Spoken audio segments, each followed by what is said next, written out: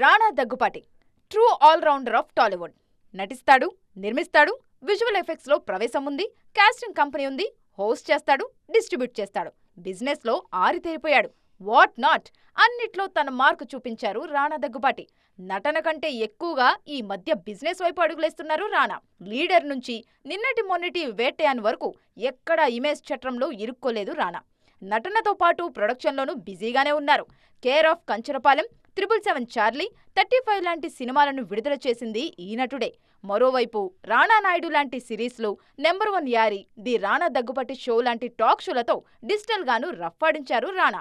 కొన్నేళ్లుగా నటనకు గ్యాప్ ఇస్తూ వస్తున్నారు రాణా. అదేంటని అడిగితే మంచి కథ వస్తేనే చేస్తా, కంగారేం లేదంటున్నారు.